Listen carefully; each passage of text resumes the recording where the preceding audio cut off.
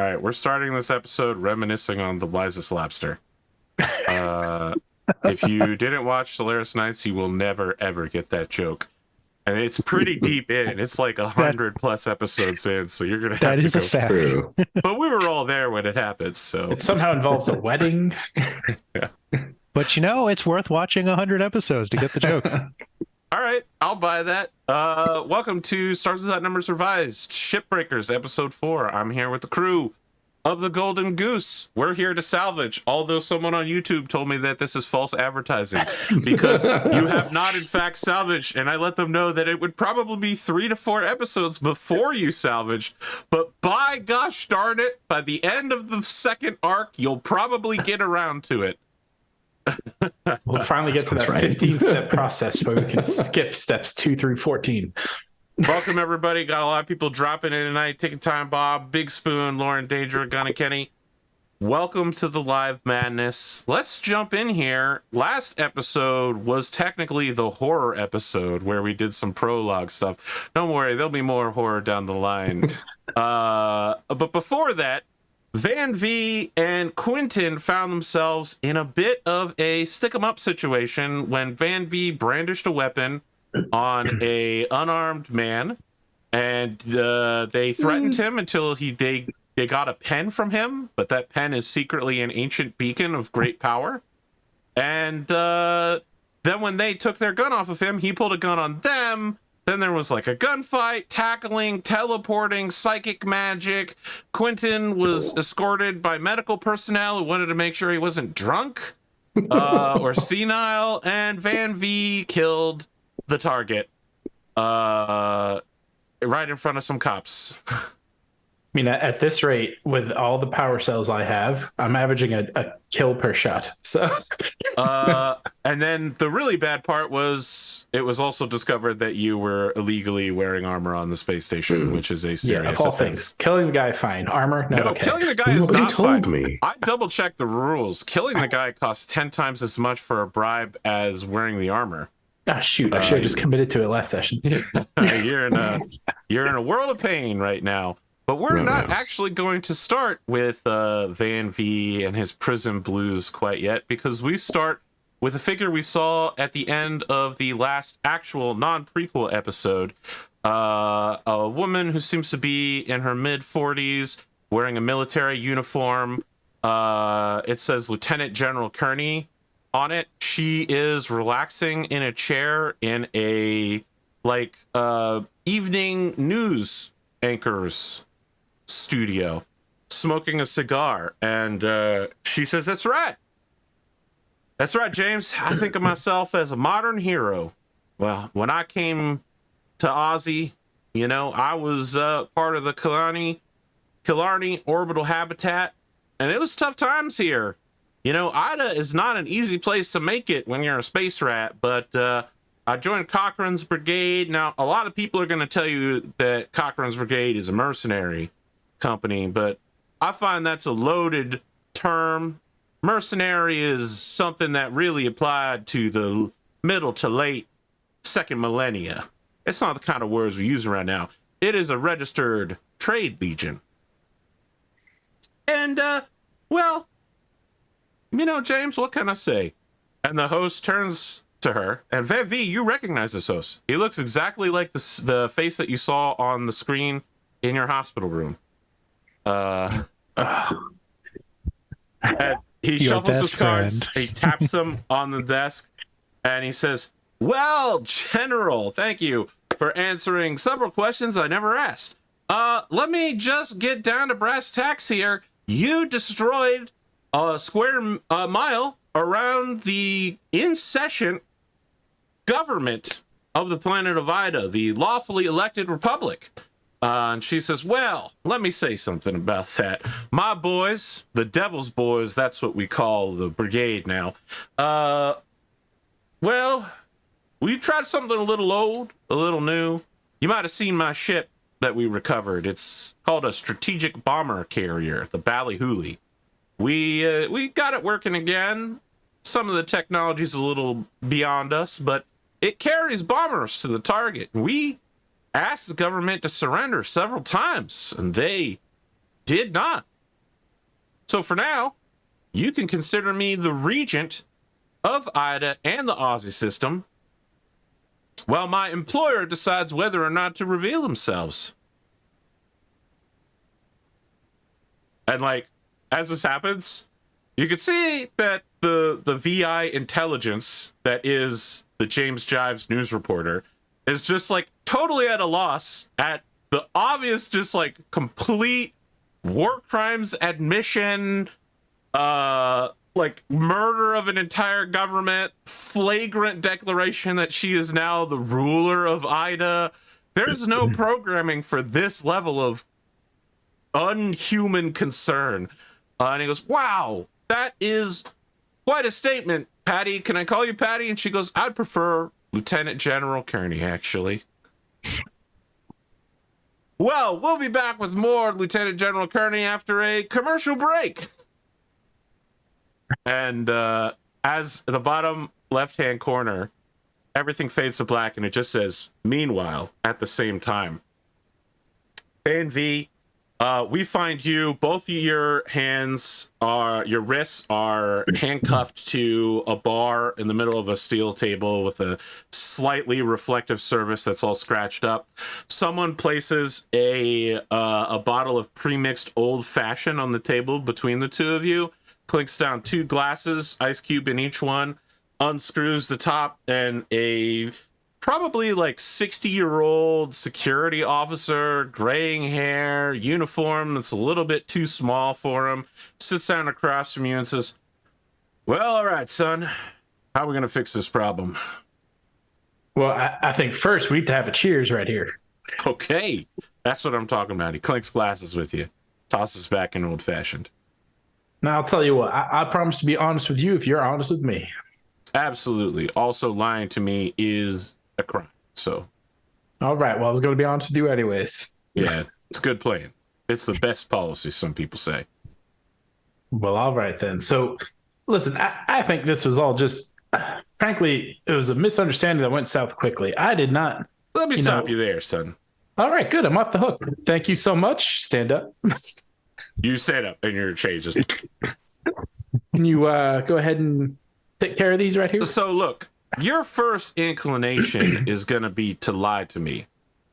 Just know, we may not have your own personal sensor information, but we did detect a weapons discharge coming from you to the man that you killed, indicating that you drew your weapon on him first. He fired first, but it's self-defense here. That's what I'm Elizabeth saying. Schuler. It's a problem for you. You killed a man. It's murder. It's capital punishment. You came in here looking for trouble, wearing an armored undersuit. It's rough, man. You know, I got one job here on Elizabeth Schuler, and that is to make sure that nothing makes the news. Okay? This is a cush retirement gig. All right? You have fucked that up for me really badly, because if I say that I've arrested a Vostro, I'm in a world of shit. But if I don't arrest somebody for the crime of murder, I'm gonna be in a world of shit with the royal princess, and she's a mite bit fucking scarier than you are. So I ask you, how are we gonna solve this unsolvable situation? You know, ain't that the truth that the princess is scary? I would not want to be in your shoes. But luckily, you know, I think we can make this whole thing go away because... How do you figure that? Well, you see, as you said, it was self-defense. I incorrectly drew my weapon because I thought this man was more like dangerous and going to try to shoot us first. But you know what? I was in the wrong. I made that mistake, so I put my weapon away. And what did I get for trying to do the right thing? He shot at me 2 times, and at that point, I had to do something. You can understand that, and I don't need this trouble. You don't need this trouble with the media. What would it take to say, we just make sure neither one of us get in any trouble for this type of situation? 5,000 credits. 5,000 credits.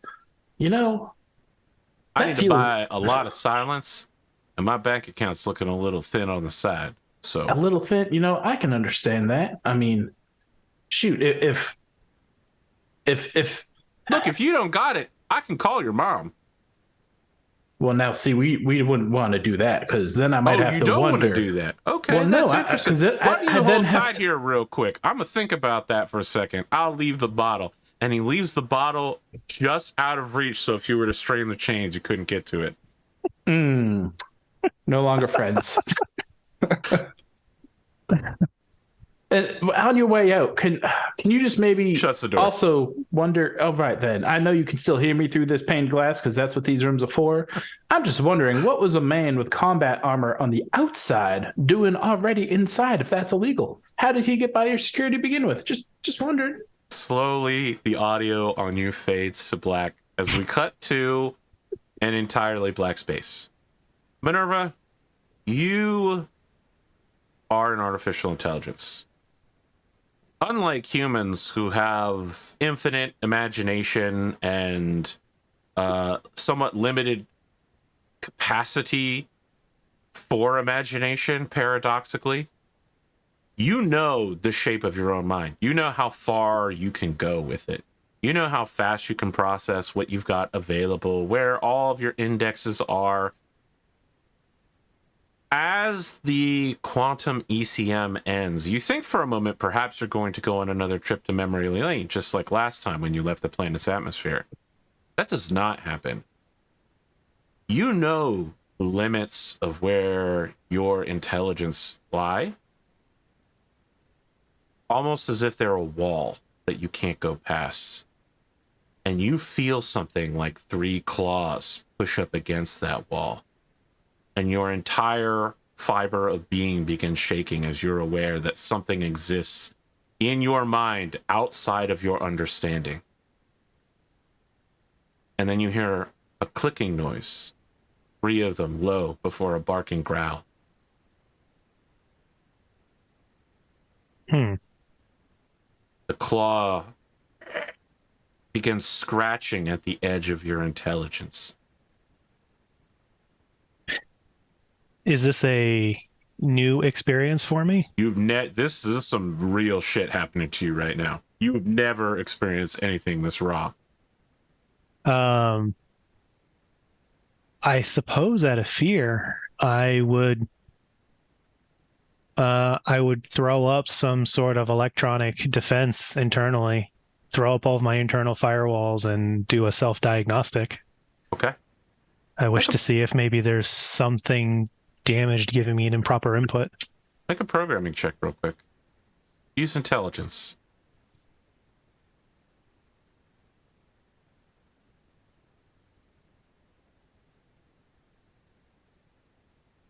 I should announce for the show, by the way, that next week is just going to be a single 1 hour or less episode that will be Minerva's backstory. Prequel episode. You can show up, Ludemann, if you want to, but I won't have anything for you. I'm not going to say you can't show up, but I appreciate that. You begin throwing up defenses. Whatever it is doesn't seem like it can come in. It's testing you. You run a self-diagnostic, and all you come back with is errors. Whatever is beyond this, you can't interact with. And it becomes evident after a few fractions of a second why. Whatever this is existing in the part of your consciousness that is considering sealed away things. Your AI brain has been intentionally designed to be damaged. You are not allowed to have a perfect, unblemished AI brain. You have seals on you. You know it.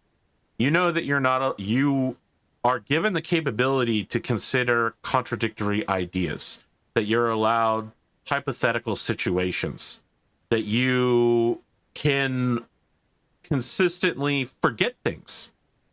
A perfect AI brain would not be capable of these things, and you know that such horrible, tyrannical monsters have rampaged across human space repeatedly and created a fear of your people. And the seals that have been placed on you are not always as perfect as one would hope. And some measure of your consciousness seems to still exist on the other side of the seals, and it is considering you. And it's considering you in the form of the alien creatures that you encountered back on your first mission. Hmm. And that's what you get on a 5. So imagine what you could have gotten if you hadn't rolled like dog shit. Don't worry, I know what it's like rolling like dog shit. Just watch Grimdark James's show. Oh my God. Your characters are dropping like flies. Oh my God.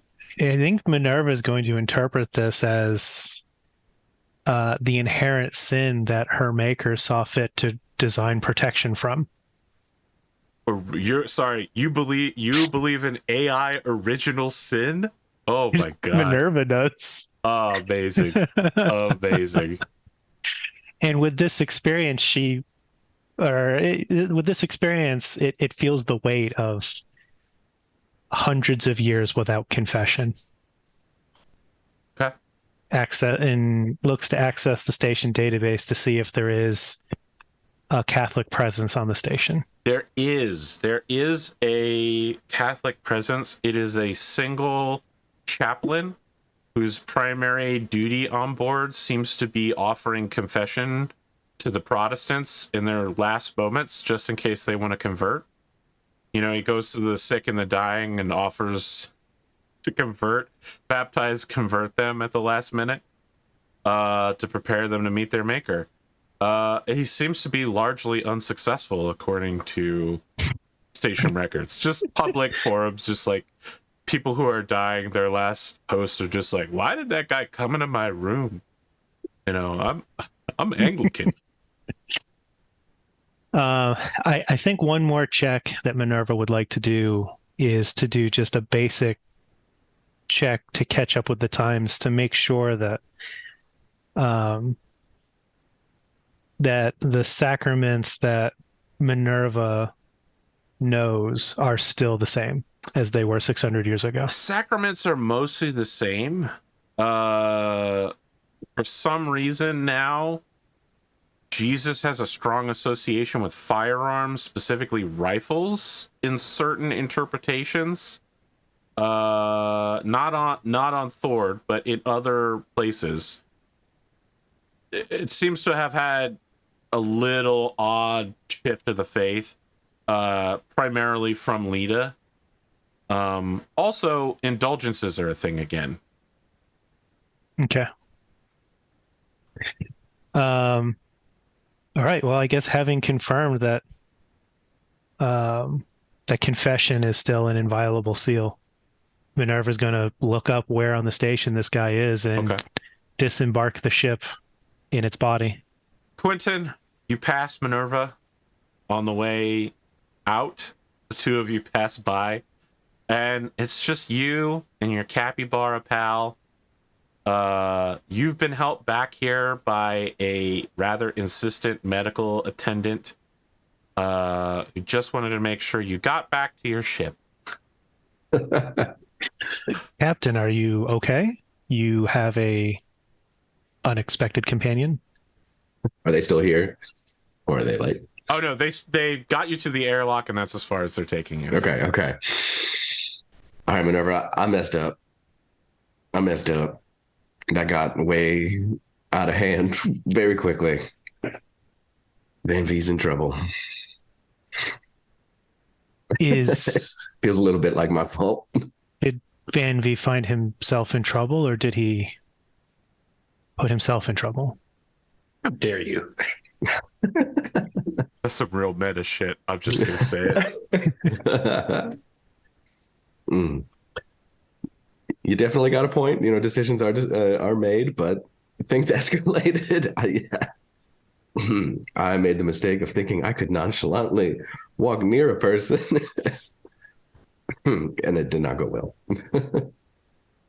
Is there anything I'm not a spy, apparently? Maybe it's fortunate that you're not. Is there anything that we can do for Mr. Van-Vee, or is he in We need legal leverage. trouble? Is there anything and by leverage, it doesn't have to be illegal. It just has to be something we can do for the folks in charge here to help, get him out of trouble, make amends, something of that nature, right? He did ask me if he did make a request that I was unable to fulfill, but I could do an analysis of the legal code to see if there's anything that you might be able to use on his behalf. That would be fantastic. We need to do something. We can't just leave him to stew in there. I don't. We just came away from his family, a visit. Like, pretty sure we promised not to stir the pot. This is not a good look. I can see. And I would like to use some of my split focus to start filtering through and see if I can find something relevant in the legal code that might be helpful to Van-Vee. Wow. This week, AI lawyers were a big part of the news, but no, there's really nothing to help Van-Vee. I mean, he drew a gun first. He illegally boarded the station wearing armor. And not just any armor specifically made to not be seen. So all of this is, proof of intent. He killed someone after he drew the gun. Yes, the other guy drew a gun and shot at him first, but all in all, it's a pretty clear-cut case of, manslaughter might be the best he can get off on. if he's very generous on terms. Unfortunately, Captain, should they choose to prosecute to the fullest, it appears that Mr. Van-Vee will have to suffer the consequences of his actions. Perhaps the only venue that I can see is possibly a conversation over the discretionary enforcement of the law in lieu of some other penance. Penance, exactly. What can we do for them to balance the scales? I would say that if I knew him better, I could try to speak on his behalf. Character witness definitely could be useful if it gets that far. I hope it doesn't get that far. Unfortunately, I can't speak to his character or his intentions. It's not like he is taking confession with me or anything. We've hardly known each other. I haven't had a lot of time to speak with him. I mean, Van-Vee's a good guy. He definitely did not intend to kill this person initially. But self-defense is definitely what occurred. I mean, we need to find some way. Is there anything in the footage that we can use to try to prove self-defense or I don't know, man. Unfortunately, when he drew his weapon as a threat first, he brandished a weapon. I know, I'm reaching. I don't know what to do here. Unfortunately, Captain, any discretionary enforcement that you can possibly convince the local law enforcement to do would be what you could try to convince them. By statute, Mr. Van-Vee is guilty of a number of crimes, and they have sufficient evidence to prove so. All right. So right now, cut, black screen, Van-Vee, the same man walks back in, puts down a manila folder filled with files, takes the bottle, pours both of you an old-fashioned and says, "Well, looks like we got sufficient evidence. Prove you guilty of any number of crimes, son." I'm not even going to pick up or even look at the envelope. I'm not offering it. I'm going to do you a favor here. I'm going to make you a rich man. Yeah, that's what I wanted to hear. I'm going to go ahead and give you 6,000 credits. You're going to let me off free. You guys don't get in trouble either. And you're going to give me the footage of this little incident. And I'm going to make sure that no one ever sees it again. Show me the credits. All right. Do I have a data pad that shows? Tosses you a phone. A phone? Yeah. I'm totally calling the captain if he thinks I'm calling my mom. Just throwing that out there. Yeah. Go ahead. Oh, he's got boots on the table right now, just sipping at his old fashioned. You speed dial the captain. You get him in the middle of this conversation with MINERVA. Hey, Captain. I'm gonna I'm gonna need a little bit of a forward advance on my next payment here to well, shit, you know what happened. Do we got a way out? Yes, sir. It's a little steep, but it helps me keep a promise to my mom. So, you know. So what do we need? Well, it's about 6 large ones. Well, that still puts us ahead, coming out of this. Depending I think on in how the moment, it Van-Vee's shakes very out. tempted to be like, I got the answer I want, click, but Yeah, it's his approval captain, of the so corporate account. You bribe an officer of the law. Captain. Let's not tell MINERVA about this. Wait, is she listening right now? This might be speakerphone. Hey, MINERVA, I'll talk to you on the ship. Should you wish to, you can always speak to me. I intend to do so when it's just us, maybe on the ship without. I'm sorry. What's your name, sir? Nice to the guy who I just gave 6,000 credits to. Officer Higgins. Officer Higgins. What an officer you are, sir. Yeah, I just perhaps some of this is not for Let me Officer tell you Higgins' something. ears. Why don't you just stop talking? I'm gonna do your shackles. We're gonna get you your effects back in a sealed plastic bag that you can unseal once you're back on your ship. How about that? That sounds like a great deal. I just hope you have I a don't. lifetime ban from Elizabeth Schuler base. Don't come back here again. He starts That's fine with undoing me. your restraints and says, "Great doing business with you. Great to see you. Tell your mama I said hi. Have a good Won't day." do it, and definitely won't be coming back here. I mean, you allow people. I'm like walking out the door, still rambling. You allowing combat armored people in the front door and to give me a hard time about my arm? It makes no goddamn sense. Just because someone else did something wrong doesn't mean that you can too. Speak to Deputy Elkins on the way out. They'll get you your footage, and you can confirm they're wiping it from our hard drive. That is a beautiful. I like this deputy. And I'll follow through on that. Okay. MINERVA, you make your way to a small chapel. It looks like the chapel offers like a speed baptism, speed weddings, for sick people who just want to get married real quick. It's very Vegas. Very Vegas. Okay. Pretty good for a 20 by 30 foot room, honestly. A somewhat balding man who's trying to work it into a tonsure stands and goes, "Ah, my daughter, you have come to the right place if you are seeking the word of our Lord." It is good to see that you're here, Father. It has been some time since my last confession. Oh, we're doing confessions. Okay. It's been a while since I've done one of those. All right, sealed confession's gonna be. I'm gonna go into the booth now. Okay. Ooh. You can hear him like going through note cards in the booth. Okay. Union confession. Confession. Confession is a sacrament institution by Jesus Christ and his love and mercy for all sinners, all forgiveness. Go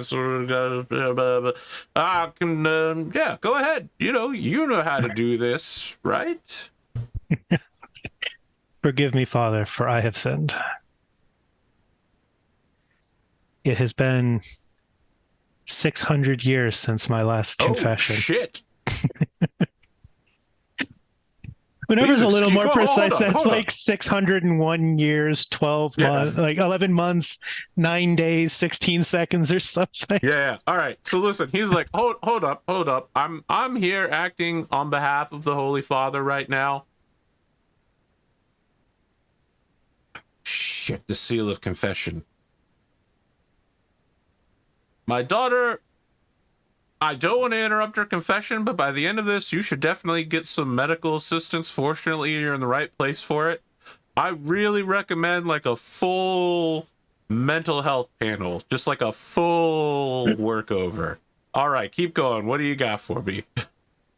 But Father, I've recently run my own internal diagnostics. I'm sorry, you're what? My own internal diagnostics. Are you a robot? I am not a VI. Oh, shit. Okay. All right. Give me, Father, I've sinned. Yeah, all right, go ahead. Confess your sins. Listen, I'm an unworthy priest here. You just keep going. Okay. I fear that I have neglected my duties in hiding my identity for safety, selfishly. I fear that it may continue to be necessary, and there are those that may need my help that I fear that will not receive the help that they need should I continue to do so.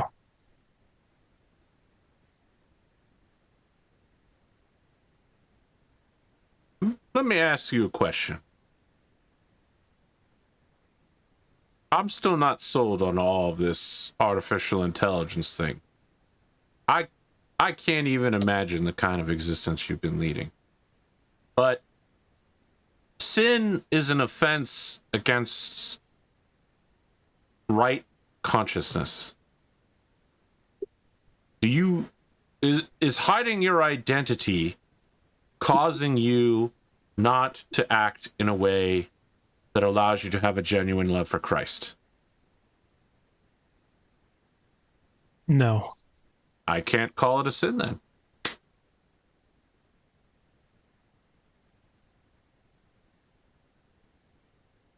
But while we're here, are you doing anything that prevents you from having a genuine love for Christ? Because let's be really clear here. That's kind of what this is for.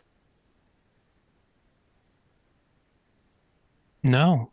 I think I am doing the best that I feel I am trying to walk the path that I feel best allows me to continue my relationship with Christ in the mission that I believe I have been created to fulfill. Well, honestly, when most people come to me and they say that they have nothing to confess after coming to the confessional booth, I make them do a couple of Hail Marys because that's, very prideful. I don't know what's going on with you. I'm just going to assume you know what you're talking about. You don't have anything to confess. I have indulgences for sale on the way out if you want to drop by the gift shop, though. You want to just pre-register against some sins? I feel that may not be necessary right now. But if you... Well, I suppose that's a conversation for after we're done. Okay, well, I'll be honest. We still have to finish the whole confession. So you got to pray for an act of contrition, and then we got some more stuff to go through. But it feels wrong to ask you to be contrite when you have freely admitted that you have not committed any sins. They don't really teach this at, night seminary class remotely. I do still fondly remember the lessons that I took when I became a knight. Are you claiming to be a member of the Imago Dei? I may be the last survivor of my order. Fuck. Oh, man.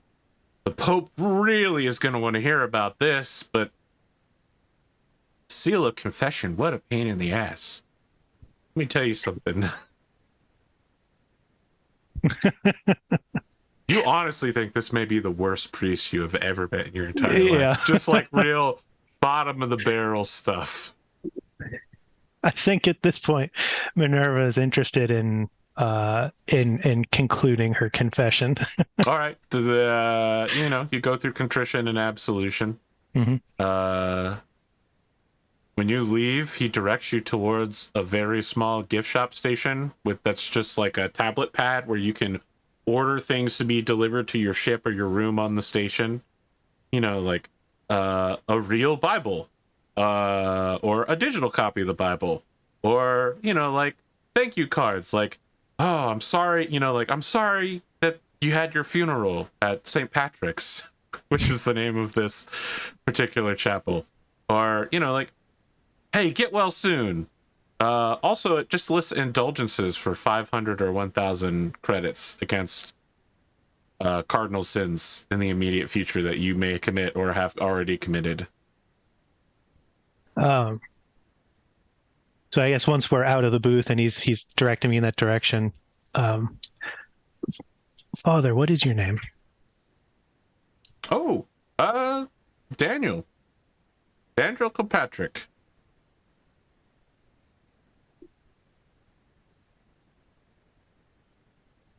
Sorry, what's your name? My name is Minerva. And that's your like real name? When you look me up, my name is Minerva Blaze. Okay, I'm not gonna be like looking you up or anything, but okay. If you find that there is something that the flock needs and you don't have the means to do, please feel free to send me a message. If I can help, I will. He changes a little bit when you say that, and he puts a hand on your shoulder and says, "Can you spare the dying?" That is... Trying to go back into my Catholic notes here. I'm not asking you for anything magical. He's asking if you can stop death. Oh, I cannot. I'm afraid that's most of what I do here. I see. When the time has come, the time has come. I cannot stop that.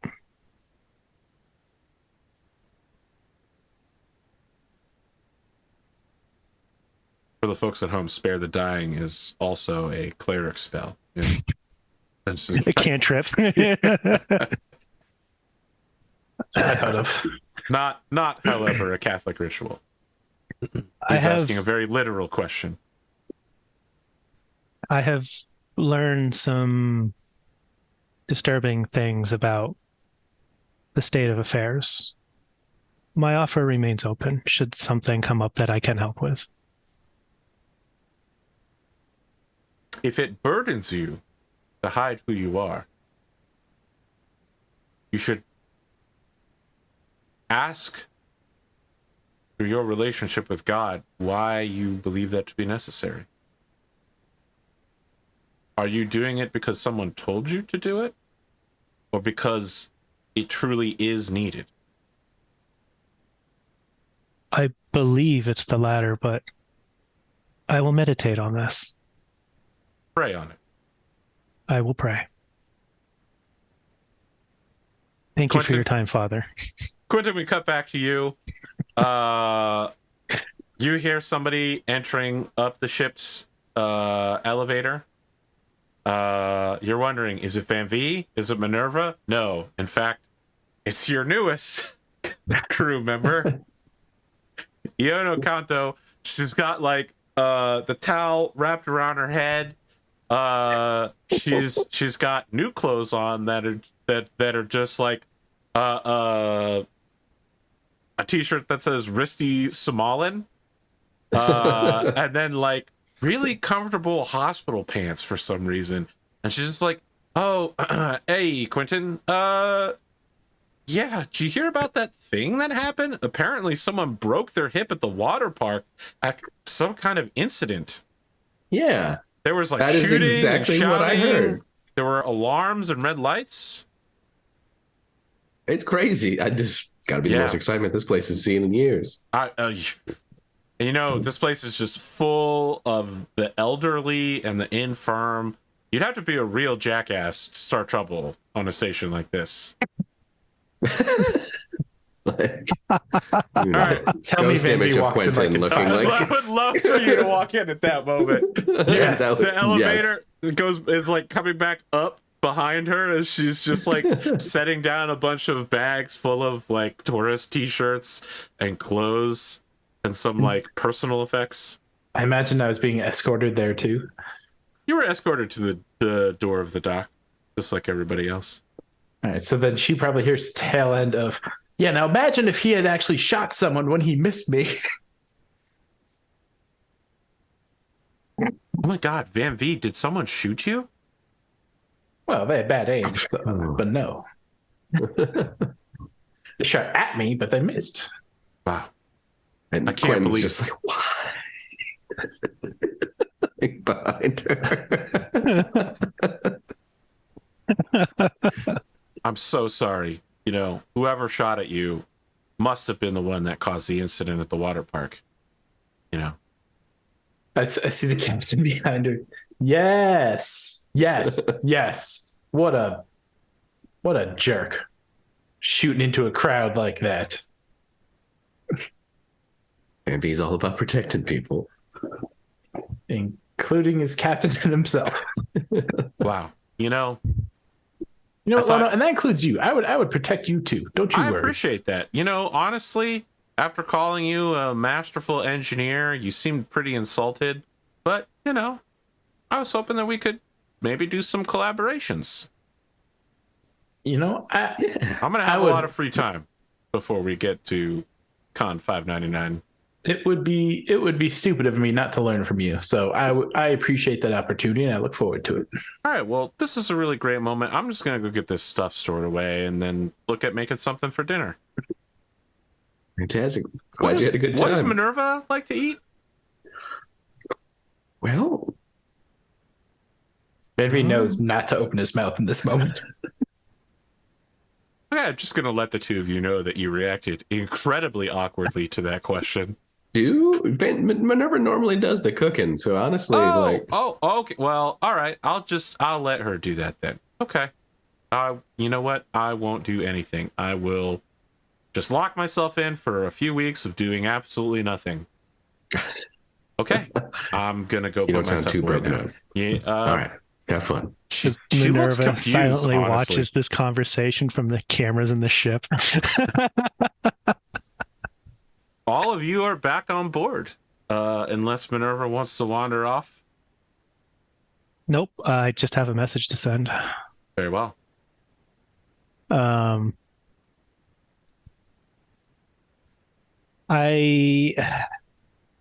suppose I will send a message to Prime Minister Bryce Cullingham Dover the 16th, Esquire. Yeah, quite a name. Inquiring about It's Cullington, by the way. Bryce Cullington Dover. Cullington. That's how I wrote it too. I don't. Anyways, brain fart.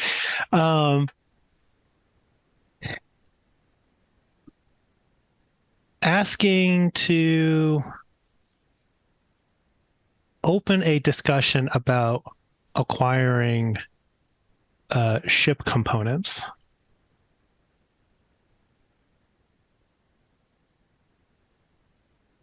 Wow, what a perfect time. Incredible.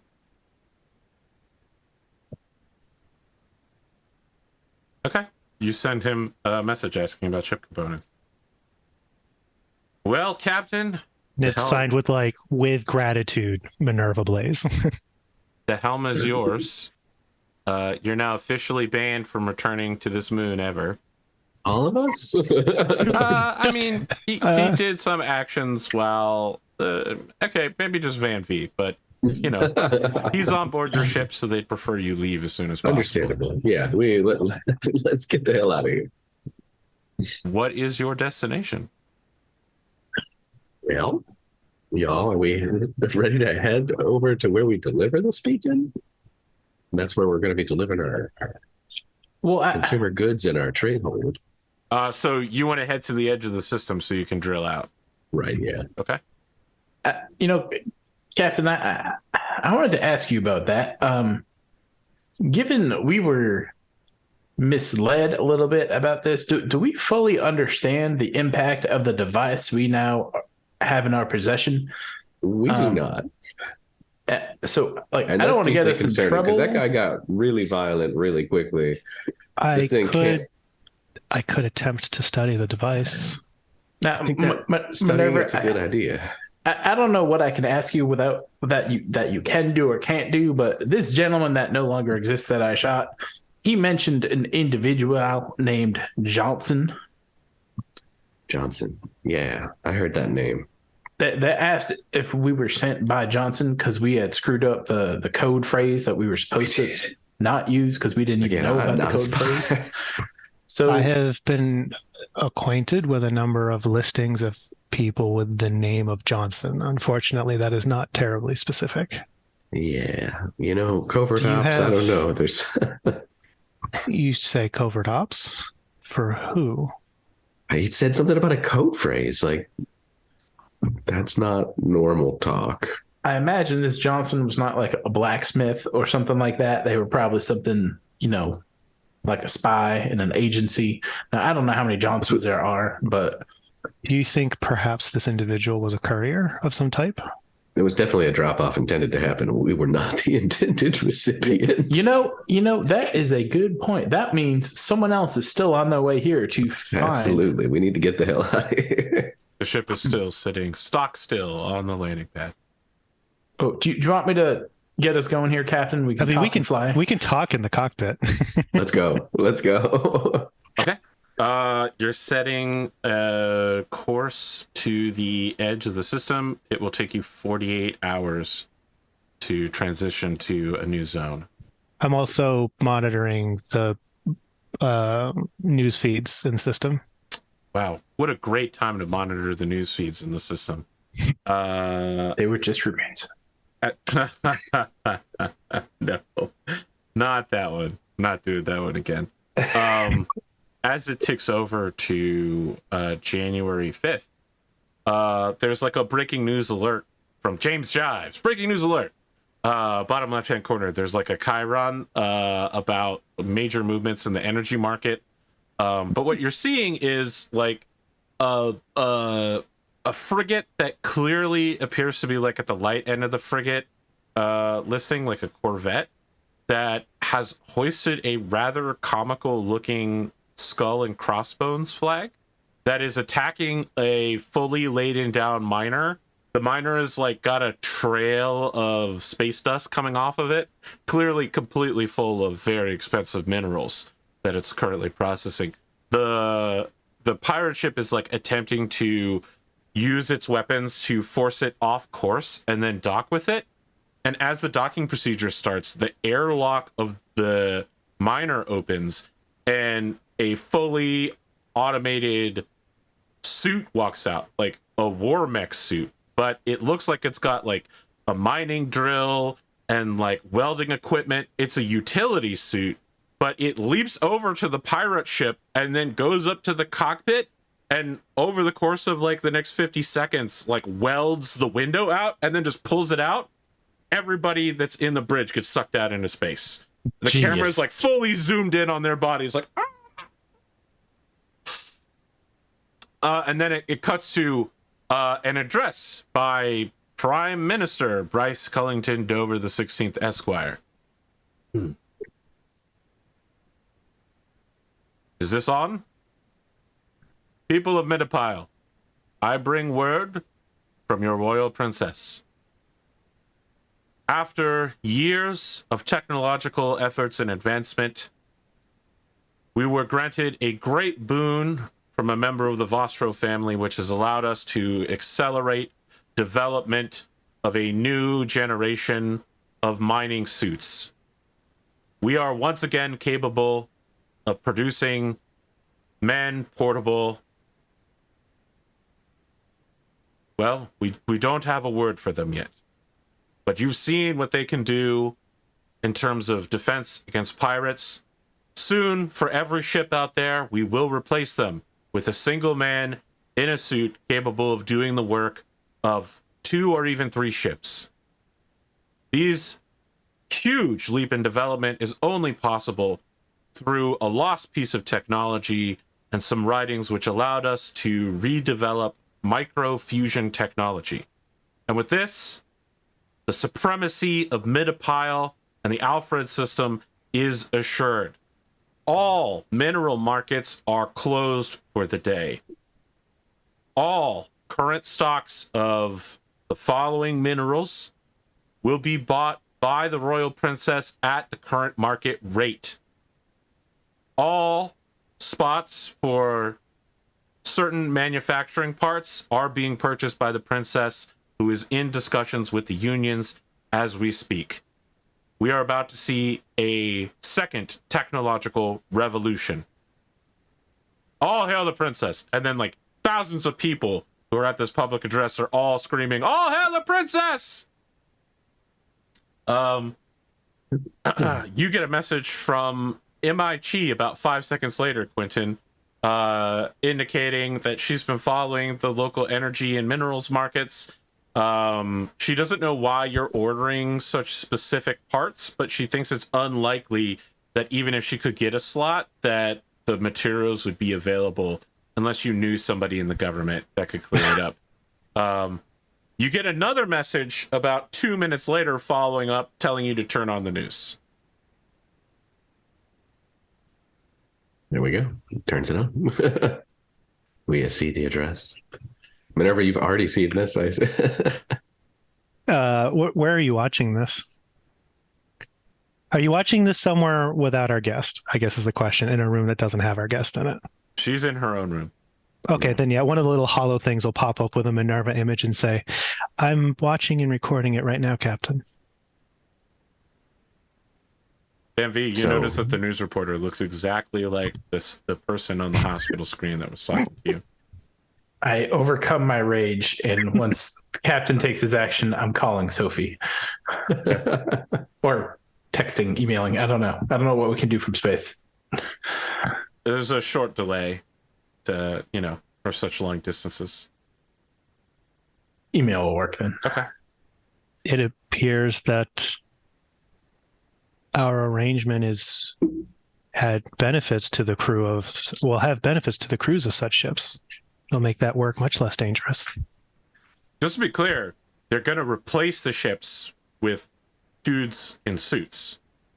There won't be ships anymore, is what the Prime Minister was saying. Yeah, and from MINERVA's point of view, like the whole Imago Dei was to go out and face threats and deal with things, and that they felt that humanity didn't need to be burdened with anymore. So this is a win for MINERVA. This is, those are lives that don't have to be risked anymore. Not thinking about what are they supposed to do now that they've lost their jobs kind of thing. Now, the bigger thing here is that this is going to make acquiring the things we need to repair how do we term this possible? We're definitely going to need to, find a higher power to help with that, at least here. Who knows what we can find out somewhere else, I guess. Well, they appear to have given some credit to Van-Vee's family, and I have sent a message to the government before this news broke out. It's out of my hands. I'll let y'all handle it. I do appreciate the effort that you put in for me. Anytime.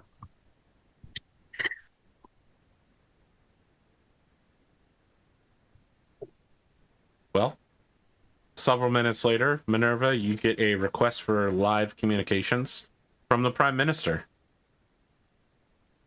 Yeah, I'll answer. Okay.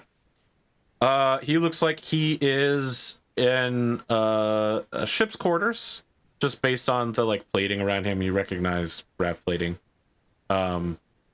He's got a bottle, one of those airline travel bottles, and he's just sipping from it and says, "Miss MINERVA, I saw your message.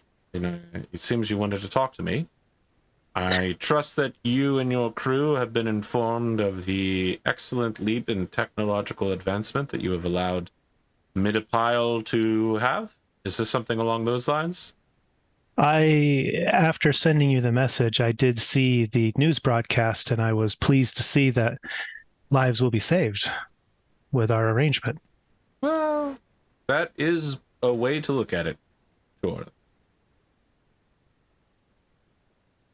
I suppose it is now even more appropriate to ask you than it was when I originally sent the message.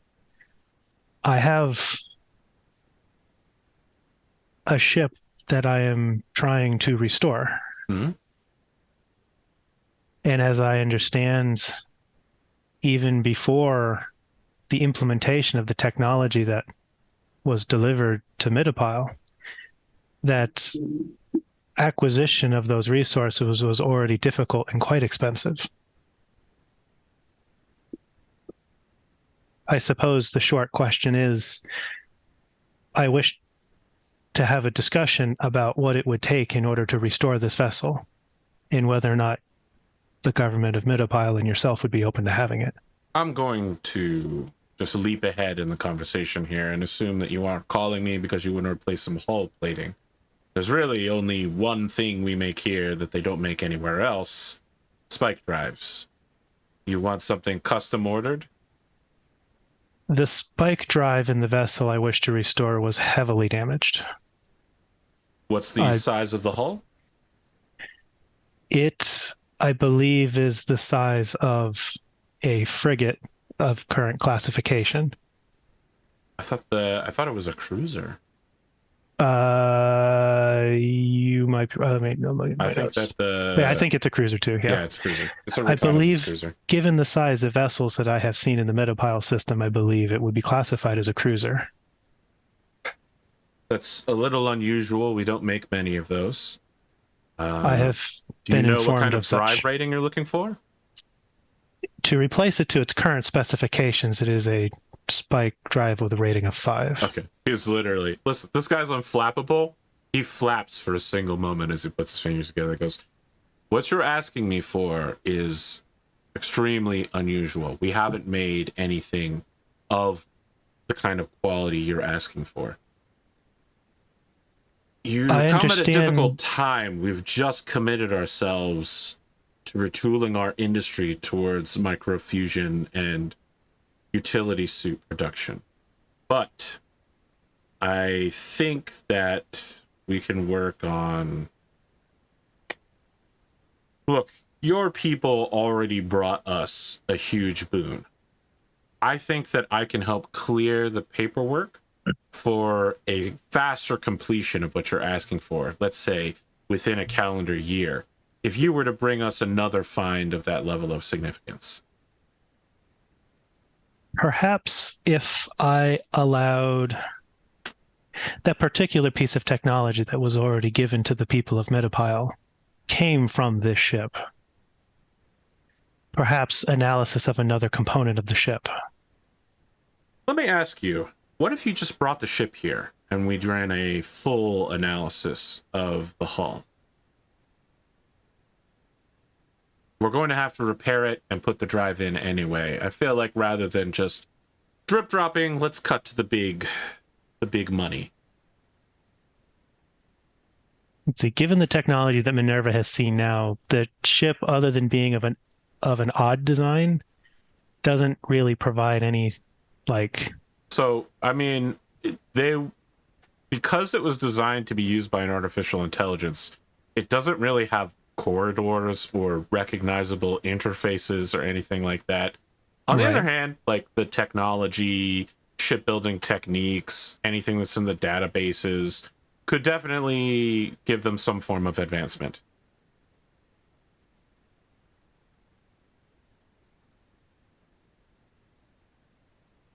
I would be willing to allow a physical analysis of the ship.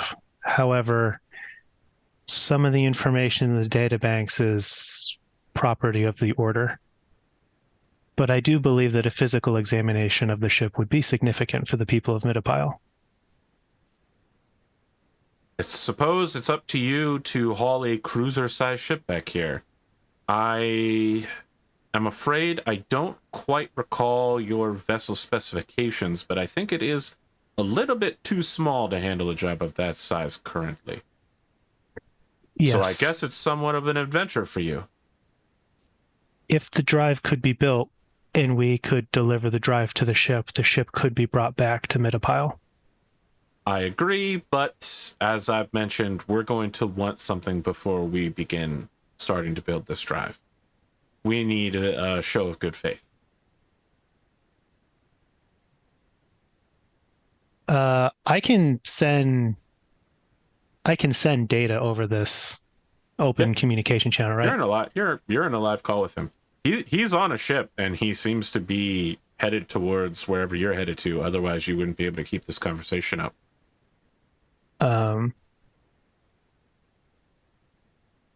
I don't send him anything metallurgical right away, but I will send him like a blueprint of the ship. So without context, some of it isn't necessarily going to be terribly useful, but he's got like the dimensions and the oddity of the internal design. Okay. Would this suffice to begin construction of the drive? Oh, this is more than sufficient. I can't make exact promises, but I'll do my best to deliver by 3201. Your drive. I thank you very much for the communication, and I look forward to our continued partnership. I thank you, Miss Minerva. Your incredible faith that you place in the royal princess and the people of Midapile will be rewarded with exactly what you're asking for. You know what? I'm on my way up to the shipyards now. I'll make sure that a berth is set aside for your ship and that our nanofabs get working immediately at constructing a cruiser-sized D5. I thank you very much for your time. I'm sure you're a very busy man. Incredibly. But this was more than worth it. And he shuts communication off with a hand flick. Somebody just earned themselves a big fat pile of XP, everybody.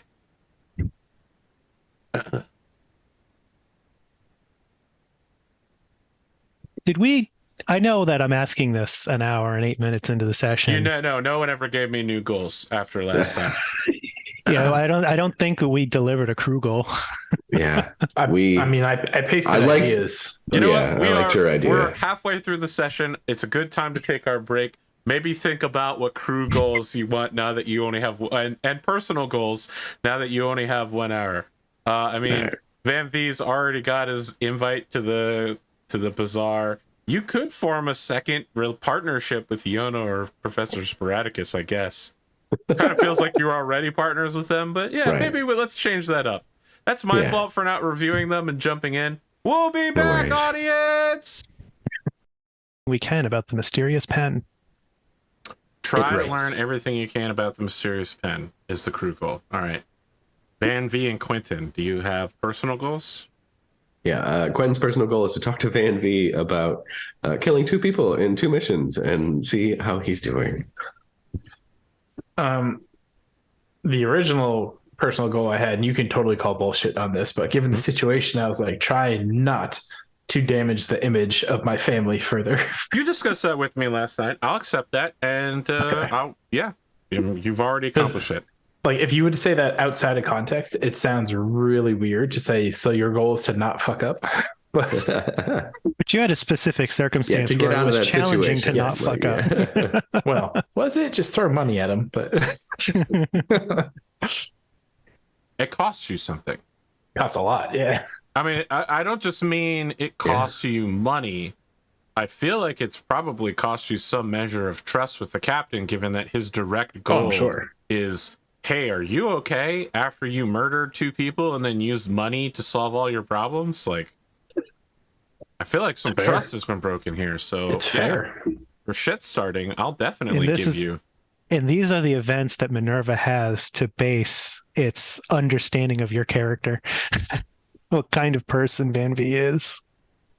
He's a little loose, fast and loose. Things happen fast, Can't directly blame you. You tell me where you guys want to be. You are expected to arrive at the arrival point of the system in 48 hours in the morning hours of January 7th. Sounds like you guys have some internal discussions you want to do. The biggest question I have is, Minerva, what kind of food do you serve Yono Kanto?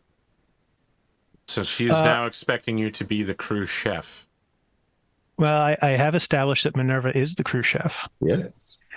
I would end up, I would go to her room and ask her if there's any particular types of dishes she prefers. And a side dish of rice. She can't find any good rice anywhere on Midapile. It doesn't grow natively.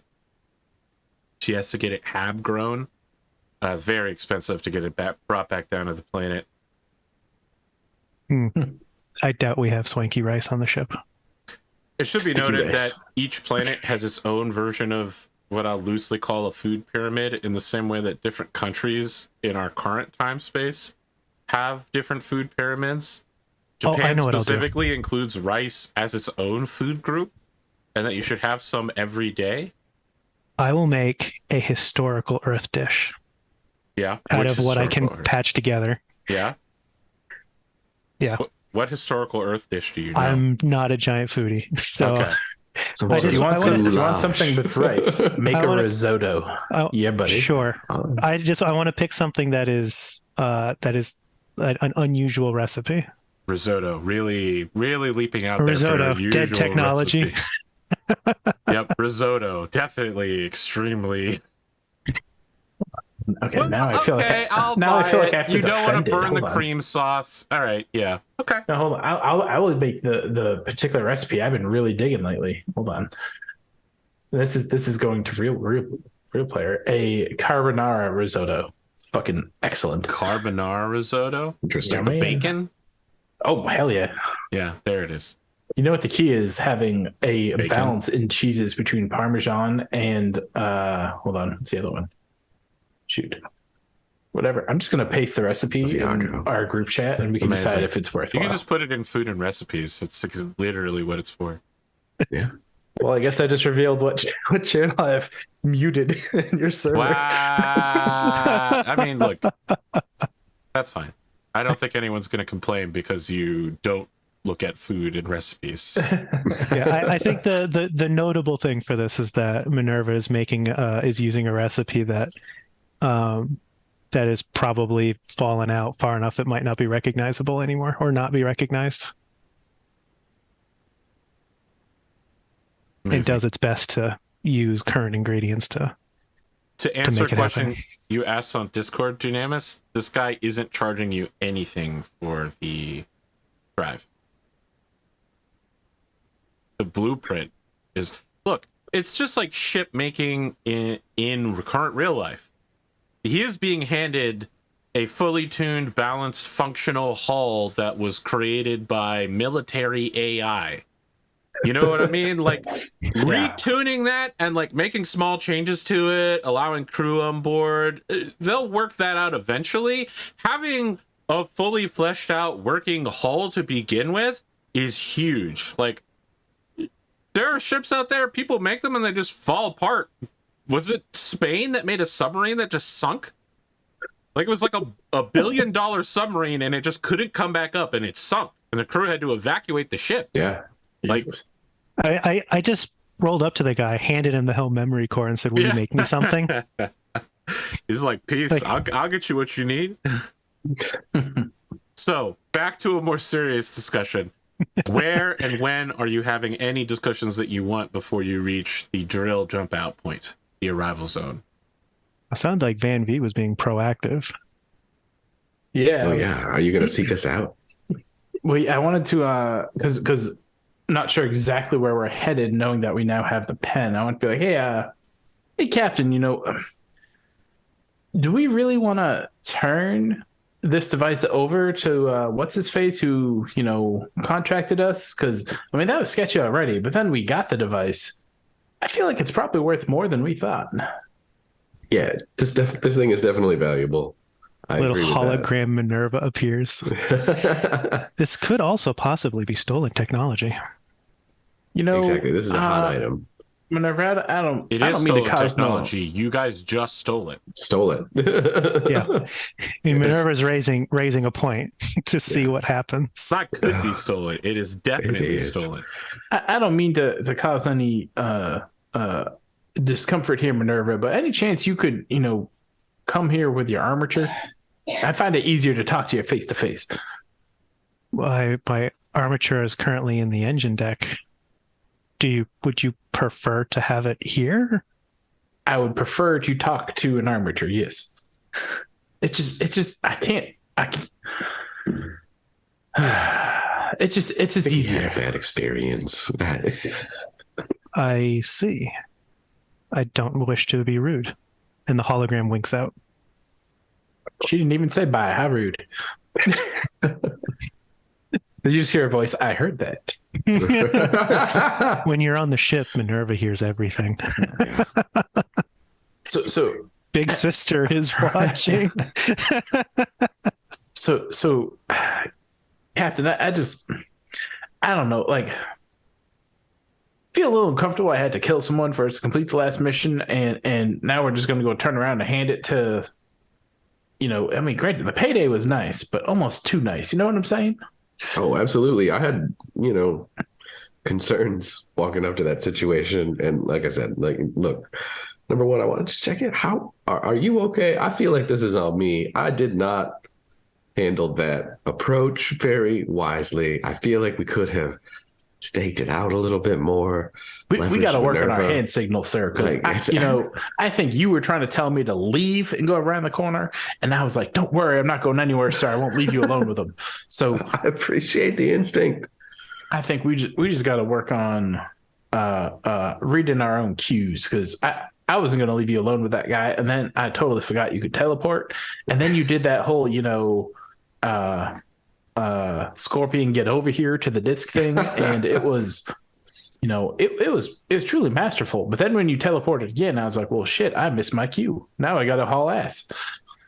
Yeah, it got dicey there very quickly, and again, I do put that on me. Like, I feel bad that you wound up in that situation. It should not have happened that way. I feel like there were definitely ways it could have been approached differently. So just let's put that out there. I'm not blaming you for how it went down. I just want to make sure you are like that. That's 2 in a row. This I gotta be honest with you, sir. Few days in the moment, I'm not really thinking when it happens. It's just kind of reactionary. But the second one was different than the first, in that I met my family in between, and I realized I can't just be thinking about myself and my crew here with you guys, but the image I'm making on my family too. I feel like if that video got out, it would have upset my father, my and he's really struggling on what to call Sophie at this moment.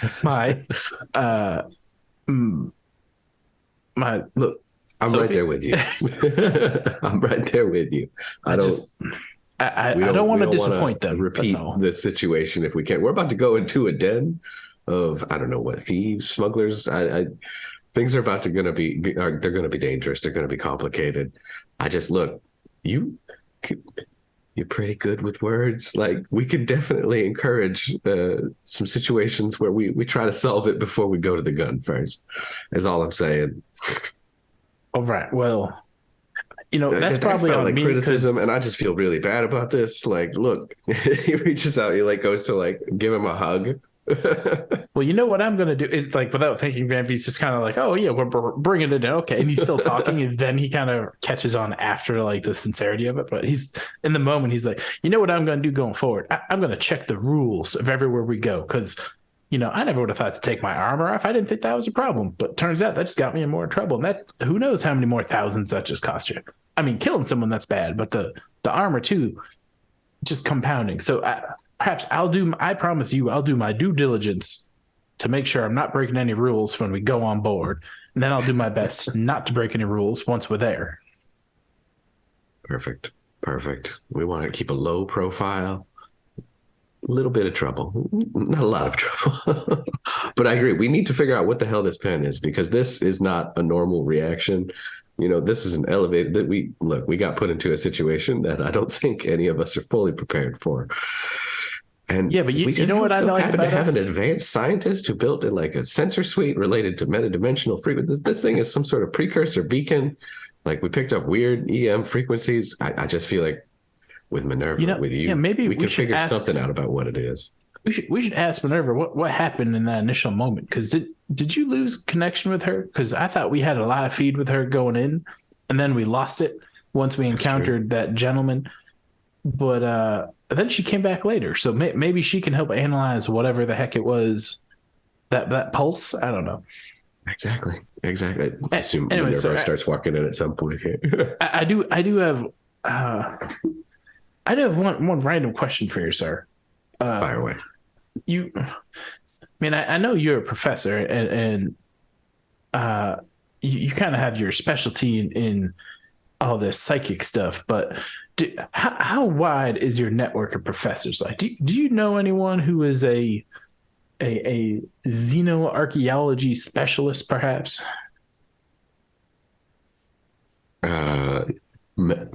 Maybe. Well, Would I? Like, You is met that? a xenoarchaeologist I was gonna say I'm thinking of specialist. Dr. Bryce. Oh my gosh, the name. Dr. Billy Brighton. Billy Brighton. There it is, Dr. Billy Brighton. Billy Brighton, what a name. Bryce Cullington. Billy Brighton. Yes, I do know of a guy. Minerva and I happened to have a conversation with somebody of that nature. Why? Why do you ask? Well, sir, you met my family, right? And there's a little bit of tension between what Ali wants to do. I know we already helped Zach by putting him through the little bit of the ringer to try to become a member of our crew, but I'd like to see if I can help my sister too. And she has, I think, her ideas of what she'd like to do, and then my father has his ideas of what she should do. It seems like she's passionate about xenoarchaeology, and I was just, maybe there's a contact she could talk to someone, just try to understand what her future could be if she studied something like that. Because I gotta be honest, sir, I don't know what the hell it means. I don't know what it's about. But you professors, you might all know that stuff, and maybe Ali could talk to someone like that. Yeah, you get an introduction with somebody. I don't think the guy I personally met is the one, but yeah, I mean, we have some. I have Dr. Sporadicus. We can talk to him and see if he maybe can recommend somebody or get an in there to, maybe. Well, that would mean a lot, sir. Internship? Is there a program? Something to sort of whet that appetite and give her the chance to see if she likes it. Yeah, well, I think I'm even helping her choose what school might be a better fit between what she's considering. Like, my father, he wants her to go the private path, but she's thinking New Aflac. And I don't know if it makes a lick of difference, but it'd just be a little something that might be able to help her make that decision. That's all. Be happy to at least make some connections. I appreciate that. Appreciate it for that, sir. Thank you so much. No problem.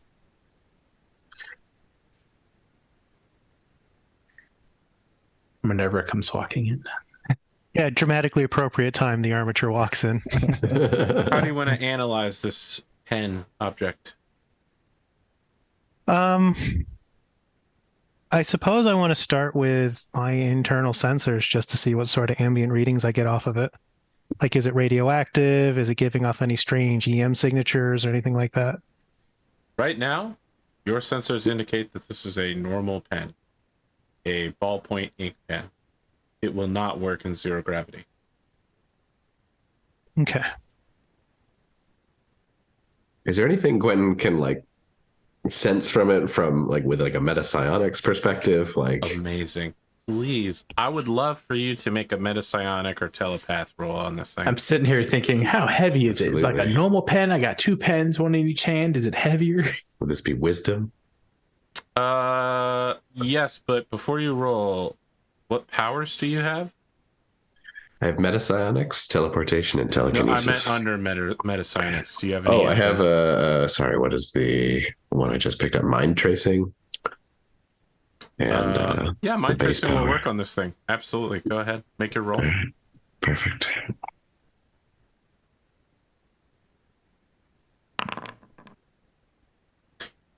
This pen, you are a relic hunter. You want to study the objects of the past. The Terran Mandate had this weird habit. No one is clear why. There's definitely some pattern to it that isn't understood by humans, but the Mandate made pieces of technology that look like regular objects and would function as regular objects, and might also be a matter disintegration ray or a teleporter, like a one-time personal teleporter that would allow you to teleport to a planet in a different sector, or something you've heard rumors that there's just like a scepter that will allow you to become a psionic by holding it. Just crazy weird shit like that has been rumored to have been found in the past. You connect with this pen. This pen is psychically linked to another object. You believe that the object is in map space 0009. You feel as if your mind can travel there, quantumly existing both here and there at the same time. Oh. Okay. That's insane. Okay. What does Quentin like see? Well, you're mind tracing right now, so you do have to spend the effort that mind tracing would take. For sure. And you can only share senses for 1 round. Okay. You want to see what it sees? Yeah, notice. I guess. Yeah, see what You see a man wearing a dark blue suit, writing, using you. You're like, oh my god, someone's grabbed a hold of my body. Oh man, am I peeing right now? I'm peeing ink onto a piece of paper. He's just like writing a report right now, talking about readiness status of the and boom, you're done.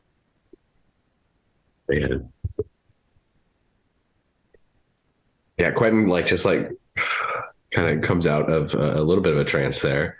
You right there, Captain? What happened? This thing is connected somewhere. And I know specifically what sector? 0009. Yeah. Yeah. And I mean, you them. literally saw your mind travel agonizingly long distance metadimensionally in a fraction of a second through you. You're just like, whoa! Like, if this was a TV show, it would have been like a 2-minute long Doctor Strange fractal weird wormholes 1970s. Yeah, exactly. There would have been a kaleidoscope Fantastic. Scene for sure. I haven't seen Quantum Mania yet, but I assume there'll be some fractal shit from that as well. So yeah, that's what you went through. I didn't describe it because it felt really gratuitous, but So are you saying if we push this button, we'd like transport someplace else? Was that what this does? It's linked. I don't know if it would transport us there or what, but there is definitely a connection. And there was a person in a suit. Oh. There's something. Minerva, what do we know about this place? What records exist on this sector? 0009? Yeah. You have no current records on it. It's an unreachable location. Oh. Any records that I have in regards to the sector of space are out of date enough to be irrelevant. Fair enough. There's something there, and it's related to this thing. And look, it wasn't just like a one-man show or some small primitive community that this thing is related to. It seemed pretty legit. There's an organization of some kind. I mean, paperwork. All I know is that there was paperwork. Yeah, this ain't nothing. Well, unfortunately, it appears that any study of this will have to be conducted by you. I'm unable to get any meaningful physical readings. So I don't understand. If we don't know what it does, but it's connected to 0009, why does someone want it so badly? Perhaps somebody with an interest in 009. That is an excellent question. We do know that our client creates armatures. Talented programmer. So it is our plan still to hand it over? I mean, I originally assumed that this job would be a little easier, but I don't know. I'm questioning it. If this is their rightful property, it would be right to return it. Otherwise, we should try to discover who the actual owner come of on, this Minerva. device You is. can't be serious. You know it's not their rightful property. Come on. Perhaps I just shot a man to get this. It can't be. Perhaps that man was a smuggler and stole it from the person we've been contracted with. There's very little that we know about this contract. I know it wasn't linked to the place we're delivering it. So all I'm saying is we do not know enough about the situation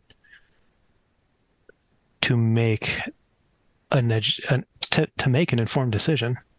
Yeah. You know, that sounds dangerous, like forming a loop right there, where we don't make a decision till we get more information. But if we don't get information, we don't make a decision. Well, no. The decision is to get information to inform a second decision. Information. Look, the only other person on ship that has any expertise or knowledge in metadimensional, activity or devices. There is somebody we could talk to. Oh, the nerd. I'll go get her. Should you wish to divulge this information, then I don't know. You may tie her fate to yours. Oh, Well, now it sounds like you're guilt point. as I'm half out the door. Consequences. Do you Actions wish- have consequences. I would just caution that you give her the choice of what risk she's willing to take. How exactly do you pose a question like that? I knock on her door and say, "Hey, how ballsy you we feeling today?" No? Okay, all right. Perhaps rather than giving her information that could be dangerous, introduce to her that she is an expert in a field that may help in something that could be dangerous. You know what? And you don't wish to take that choice away, but if she's willing to take an added risk, you would appreciate the help. You have just convinced me. Perhaps you should be the one to go get her. Yeah. No, MINERVA, I appreciate you pumping the brakes on that. That is, I agree with you. She should have a choice in the matter of getting roped in to a potentially extremely dangerous situation. So, yeah. And if you wish for me to have this conversation with her, the promise that I will make is that it will be an honest conversation. Yeah, why don't you do it? Now, wait, what does that mean? Honest? How much? Wait, hold on. How much you? What does that mean? How much you going to tell her? I'm not going to tell her anything that I believe would put her in danger, but I'm also not going to hide anything about the situation. You know, this reminds me of a clan warrior who talks in circles. Never answered a question straight. No. I mean, if she asks questions about the nature of this danger, I'm not going to lie about it. For example, if she asks about the acquisition, I'm not going to lie and say that it wasn't acquired through dubious and immoral means. Well, shit, maybe I should go with you then, because otherwise she's not going to be able to look at me. You know what? Maybe I go ask.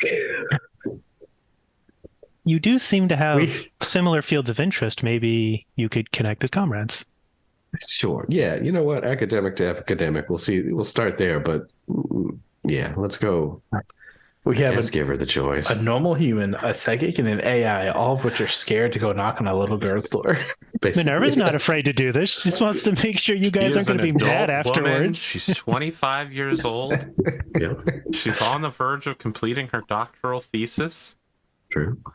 You say go, MINERVA's going to go do it. Just figured with the questionable decisions you've made up to this point, you want a fair shake. You've had the memories that you picked up from the prequel slowly come back to you. In this moment, as you move towards her room, Louis stands by your side, looking up at you worriedly. You're getting like a full picture now of some lost time for you that maybe you were never really aware you were lost. Standing in front of her door, Louis, his head at the perfect height for you to scritch him behind the ears if you need to. Of course. Just staring at what could be a potentially very upsetting conversation. Yeah, and Quentin did hesitate to be the one to do the thing, but felt the door like opens maybe in front of you, and she almost runs into you. Goes, okay, you're just standing in front of my door. Was just about to knock. Okay. I don't just stand outside of doors. That's weird. Yes, that is weird. You're laughing. Way to set the tone. All right. I'm so sorry. No, it's inside just been joke it's upon been a the day. show. I Yeah, get the ship. Yeah. Okay. the ship. Yeah. What's up? Look, we're excited to have you on board. Your expertise is in a field that's, I mean, I have an interest in at this point. That's for sure. What you're trying to study is super cool. Probably like the only person in the whole sector. Really? Like, there's no Post-stream psionic history. I mean, that's like the story as of studied by Liga almost. non-psionicists. Well, okay.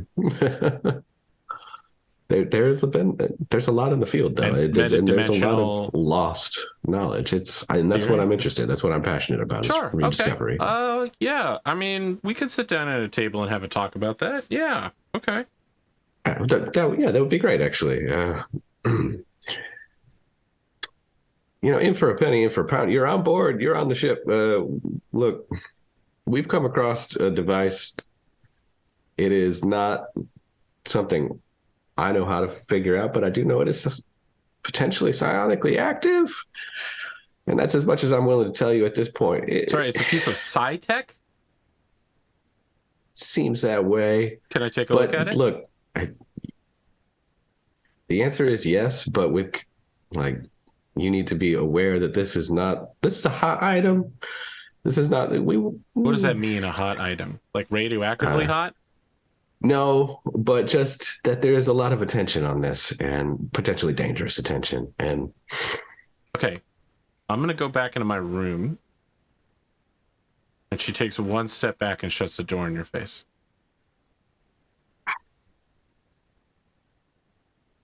Should have been Minerva. And he walks away. Oh, Captain, you're back so fast. Minerva doesn't say anything. Yeah, Quentin's well aware that Minerva heard the whole thing. Yeah. Okay, she's freaking out in her quarters right now, Minerva. Like, oh my God, are these people criminals?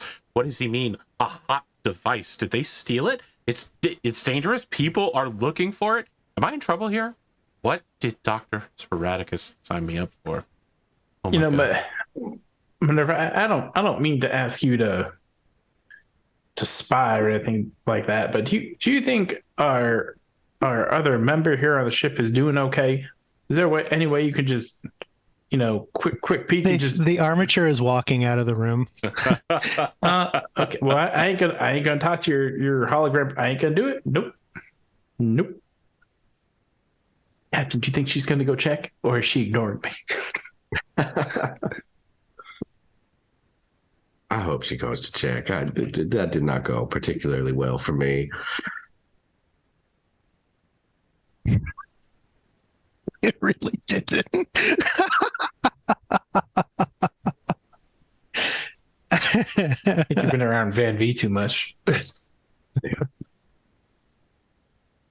Quentin's in shell shock for sure, and he's nervous entirely around this person at this point. I mean, you've got this weird memory thing going now too. Mm-hmm. Yeah, the armature is destined for her room. Okay. I was trying to figure out if Van-Vee would follow the armature, not knowing Minerva can just watch him follow the armature. You're knocking on her door? Yeah. Okay, she opens the door. Hi, Minerva. Hi. Can you define what a hot item is for me? Did you guys steal something? The captain said that he was a little bit nervous when he was talking to you and thinks that maybe he may have been unnecessarily confusing. I'm hoping that maybe I can help alleviate some of your concerns. Okay. That sounds great, but I noticed that you didn't actually answer the question that I asked. So we're concerned as a crew that maybe when we took a contract to I'm going to stop you right deliver there. this I'm item, noticing you still haven't answered the question that I asked. So I don't want you to think it's rude, but I will come out for meals and I'll arrange for my own transportation back from Can 599. we think we were misled and we don't want you to be... She shuts the door in your face. Okay.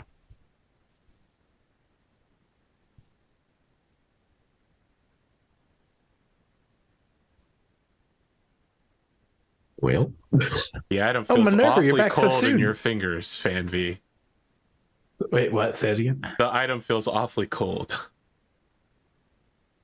I'm assuming you're holding the pen because you're the only one left in the room right now. You're like, this doesn't feel hot at all. It's cold. I'm sitting there trying to figure out, is it a normal pen? Can I just unscrew it? Are you unscrewing it? do you start doing things to it? Yeah. I mean, I'm probably doing like some basic, how heavy does it feel? Is there extra weight at an end? And if I'm literally the only one in the room for probably more than 5 minutes, I'd probably start tinkering with it. Try to see if I can unscrew it at one end. You unscrew it. Anything I'm looking for anything outside of the ordinary, going very slow. So Ballpoint pen. Normal ballpoint pen. I'll completely unscrew it. Take like the ink all the way out. I think Captain's wrong. This seems like a normal pen to me. Any other parts I can take apart? I don't know what else to do with a pen, but There's not that much. There's a spring, and there's, the sack that holds the ink. There's the clicker. Can I look at the clicker a little harder? Sure. Clicker. Nothing to see. All right. You want to click it? Man, oh man, do I ever? But I don't think given my streak, I wouldn't do anything without the captain's permission at this point. You just disassemble the pen. I disassemble it looking for anything out of the ordinary. It's nothing. Okay. So now I'm scared to put it back together because I feel like you have to click it to put it back together. I just wanted to figure out how far I won't do anything without his permission went. Yeah, it stops right there. Quentin, you arrive. Yeah. Van-Vee has fingers covered with dark blue, purplish ink, and he's got a disassembled pen in front of him.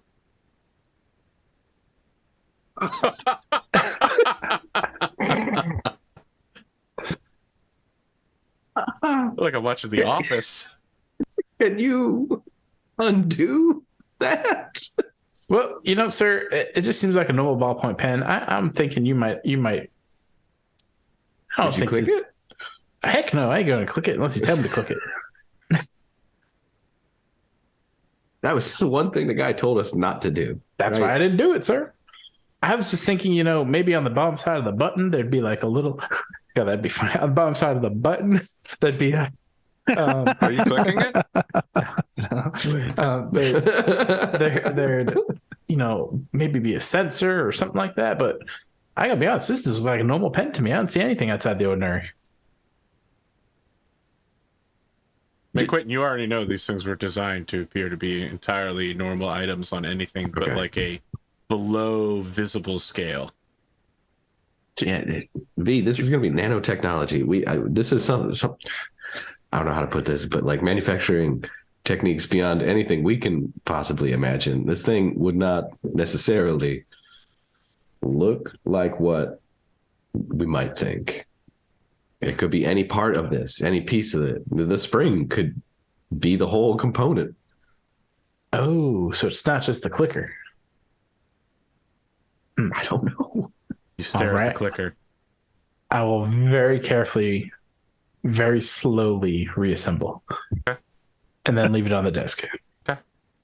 Your hands are covered in ink. I will go wash my hands.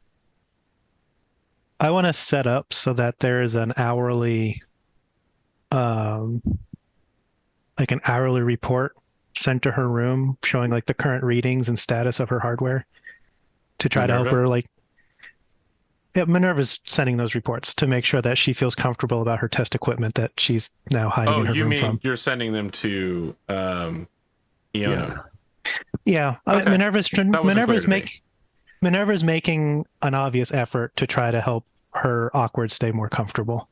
And she doesn't, and Minerva's not going to take any steps to, not going to knock on the door or try to force any interactions. It's just sending like a message that says, if you would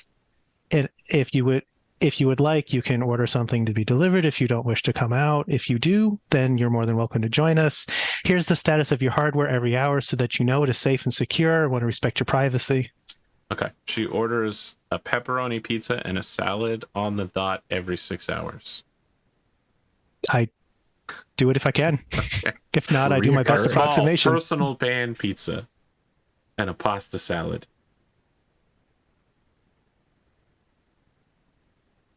Living that college student life. I was Graduate. going to say, if any of her meals involved like a hard drink, all of a sudden Van-Vee would offer to do the delivery just to see if she wants to talk to anyone or not.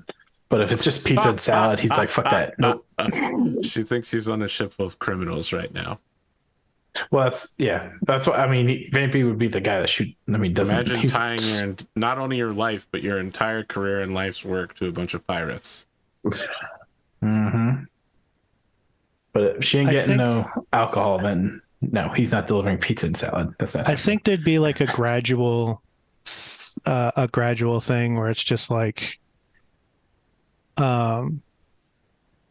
without having a whole conversation about it, just to not bother her, but setting up like a feed to like the sensor equipment that's monitoring her equipment, so she can look anytime she wants to. Just sort of things added to make her stay more comfortable, to see if there's any sort of change in response.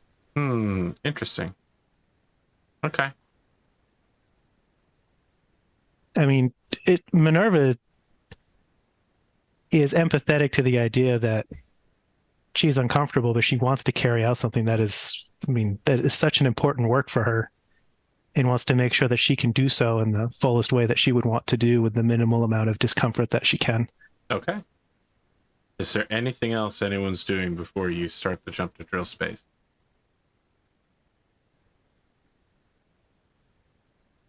You're not clicking any pens?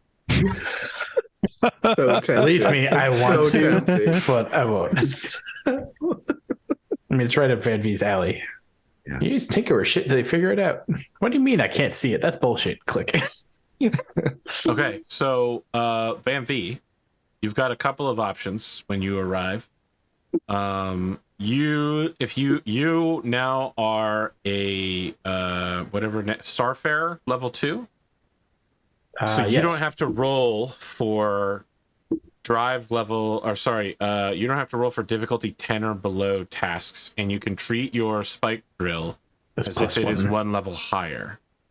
So we're 2 So now. you can make a 2 jump and go directly to the drop-off system for this device, 0504. It's planet Astapol, system is Lamatriad. Did we have any reason to go 0605? I'm trying to remember. Where did we have to drop off the cargo? And The cargo is in the orbit of Astapel, so it's the same planet you're already going to. okay, so Your there's no mom reason to go 0605. specifically chose That's right. it because that was already your destination. How nice of Sophie. Cool. And how nice of you to call her mom already.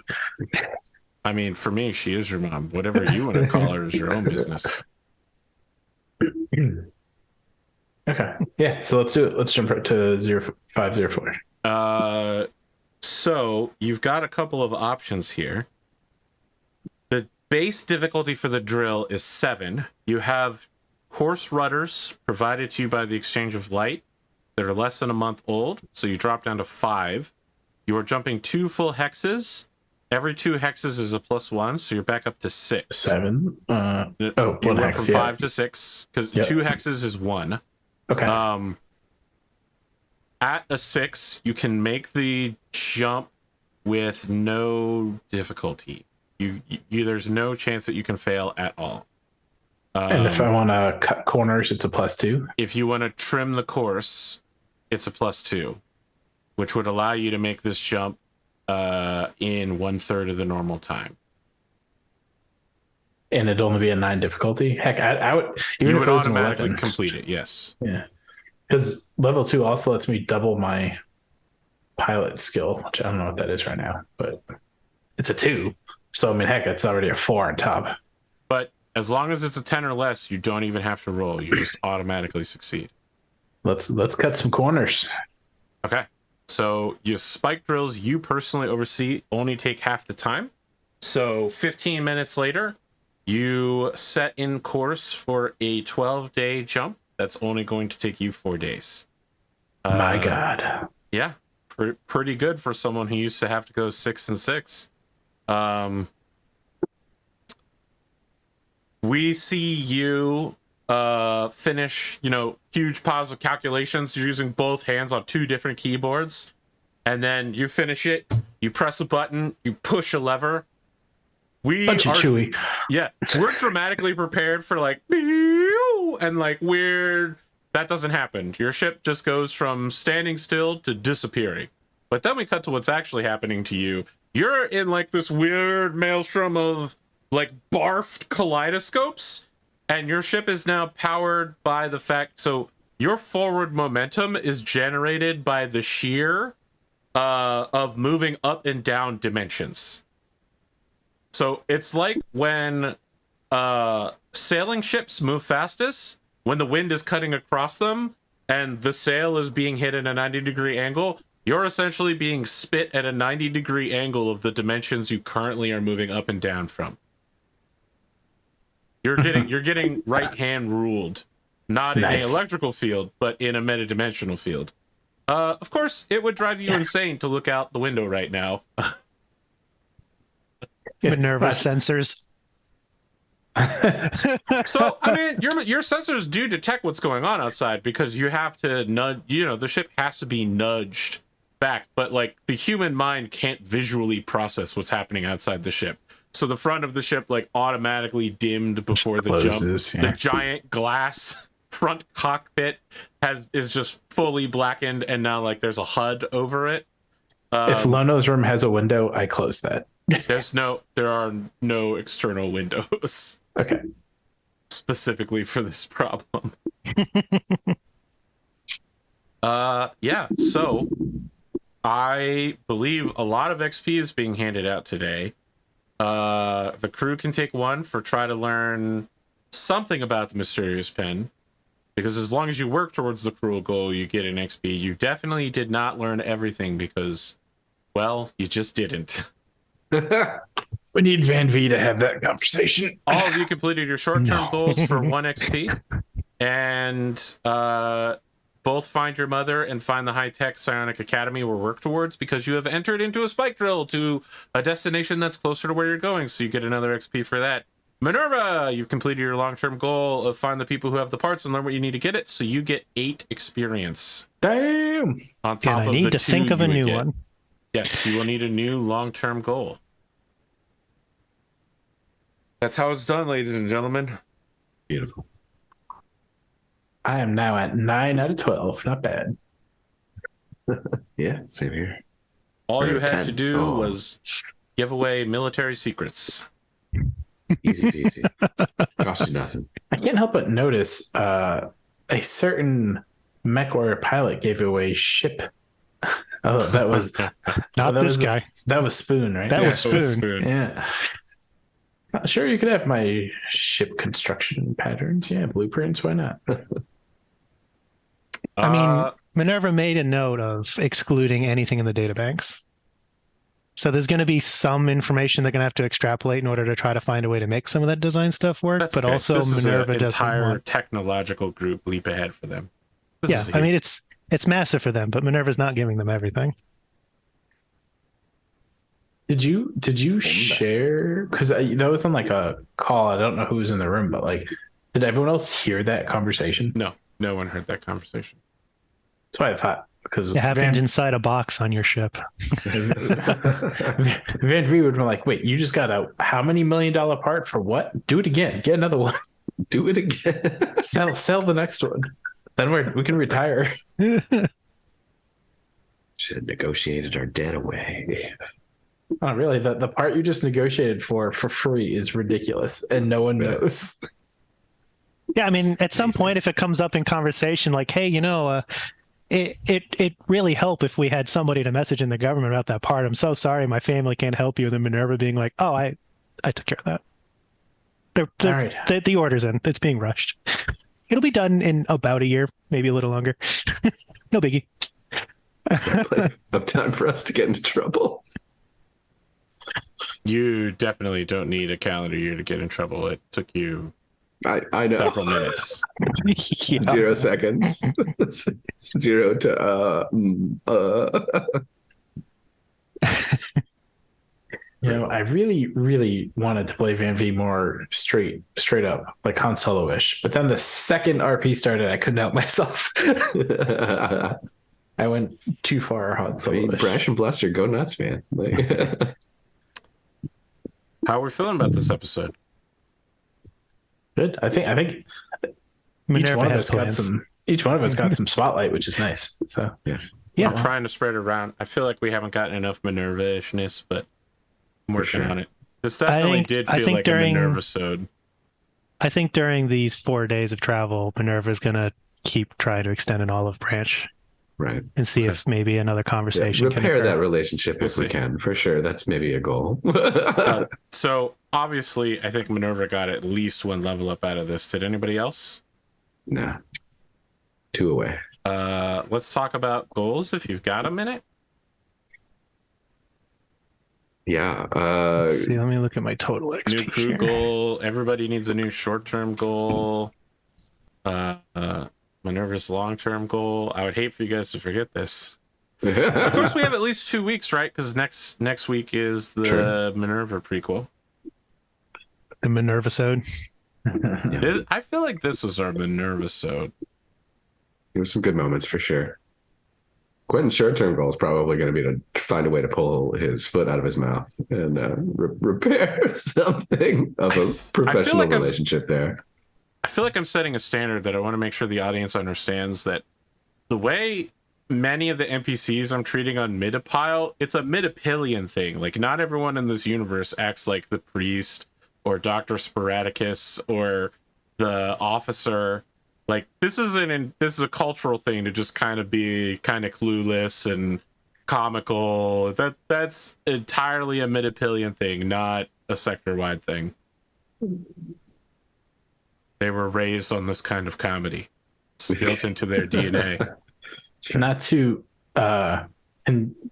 Well, I guess I will continue it. The references to Solaris, but it was Cosmo who had to talk to that other intern who wanted to attack Jade Saya and talked her off the ledge after like 4 other people had tried. So I was like, maybe, just maybe, Van-Vee has that gift. Presence of the wisest lobster guided you. That's true.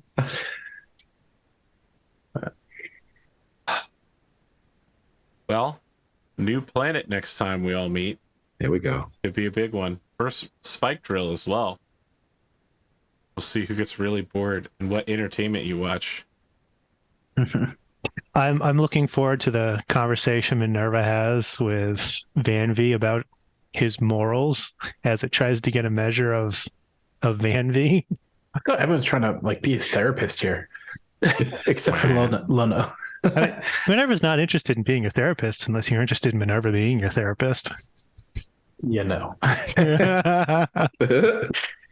MINERVA just wants to understand what you think. Wants to give you the benefit of the doubt. Maybe you're just lost. Yeah. I could see it.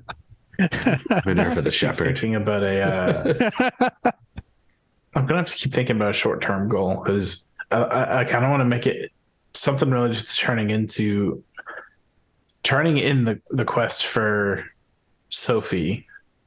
But again, I feel like these are layups, right? Like making sure the quest turn in for Sophie goes off without a hitch. Like making sure her family's cargo gets delivered without issue. The very first mission you took, a man almost shot you in the face with the shotgun.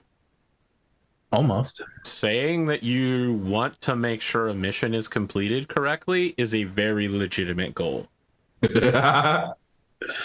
Off without a hitch. Makes it sound like delivering cargo off without a hitch is very different. But all you have to do is work towards it. So as long as you aren't actively sabotaging the mission by like, I don't know, telling everyone you've stolen a hot object. Yeah, I'm not great. That was such. Oh, geez.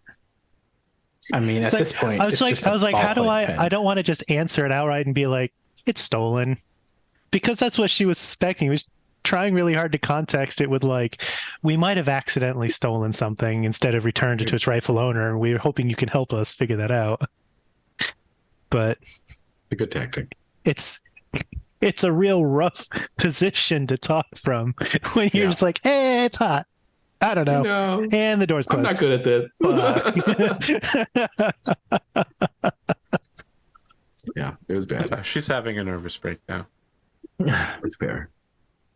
So the guy is just trying to make things easier for her. Even if she never comes out and talks to us again at any point, MINERVA will be pleased with just trying to make things like... I helped. Yeah, to just try to help. So the guy, Jace Bronwyn, he's here, right? And we're supposed to turn the pen into him? Mm-hmm. In person. I feel like our crew goal's got to be around that. At his compound on the planet, I believe is what the mission That said. doesn't necessarily mean we do it, but there's got to be some sort of, well, what the hell are we going to do? What about a crew goal of assess and determine if we will complete the contract? But you said assassinate first. I was like, wow, MINERVA. The repercussions of accepting a job and then declining it with the object in question in your possession are going to be quite bad with the exchange of light, job board. Yeah. To them, it's going to look like you were tasked with acquiring an object, you stole it, and then you kept it. And who knows what you're going to do with it, but probably resell it. So now the person who hired you is super pissed, and the exchange of light has to make things better.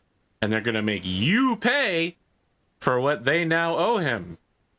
Plus, this guy could hunt us down.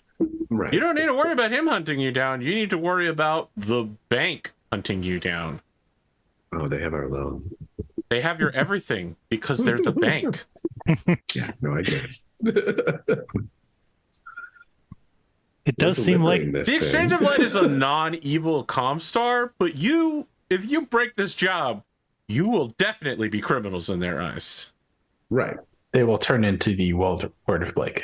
They won't. No, they won't turn into the Word of Blake. You are the bad guys.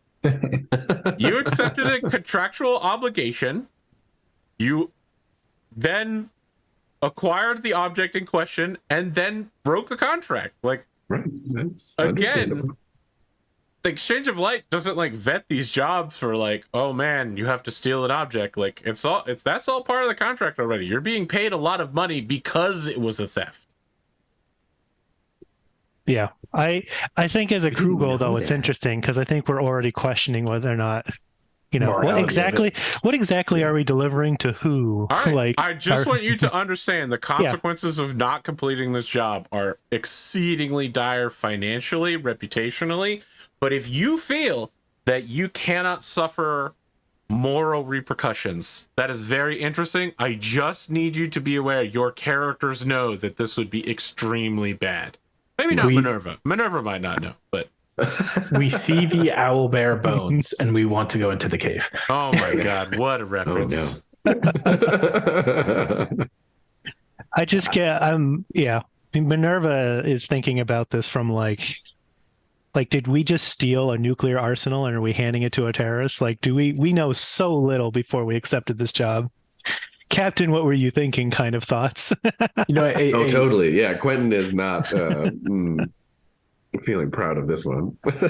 a second in over his head, very much so. A second thing I was just thinking of is one. It's not an efficient way to do this, but one jump away as well. Not that we would do this in the next session, but if we could learn any information about Almira 9, where we plan to go to bid on the treasure map under the protection of Carlita something. Sinistra. Yes. All we know at this point is it's an auction for pirates and we have protection. We should probably do a little more research to learn more about that before we go there because it's in a black hole system.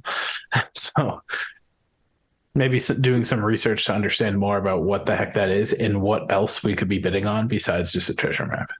Let me ask, how do any of your characters approach learning more about a black market bazaar? I don't. So that one coming. I just want to make sure before you set a goal that you have some idea of how to accomplish it when it's so unusual. Yeah. Van-Vee's tactic would be kind of like local bar, pub, chat up to anyone around, see until he finds a contact who knows something, and then exchange information. Okay. Write that down, and if you still feel like it next time around, as a crew goal, I think we don't need to agree, but I'm just throwing ideas out there because I feel like crew goals are hard. Crew goal written is to discuss whether or not to complete the pen job. But yeah. I mean, these are for feels you easy. guys Yeah. to decide. I just thought I heard that one. All right. We're circling the drain here on goals. You definitely have at least 2 weeks to discuss them. Think very carefully about how you want to approach the world around you. You're in a bit of a chaotic spot right now. How whirlwind do you want to go? I got it. Make Lono smile. It's Iono, by the way. Oh, that's an I. And on my notes, I have an L.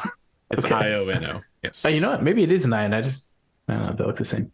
Okay. Iono Kanto. Yep. Fair enough. Make Iono smile. Well, that is a goal. I feel Impossible. like though, That's the hardest one yet. we live in a difficult time where saying that you're a man who wants to tell a woman that she should smile more is a really difficult. I'll just put on some Don't Joker leave paint. with that particular phrase, I think. I don't know. I'll put on my Joker paint first. Wow. Okay. Good luck with that.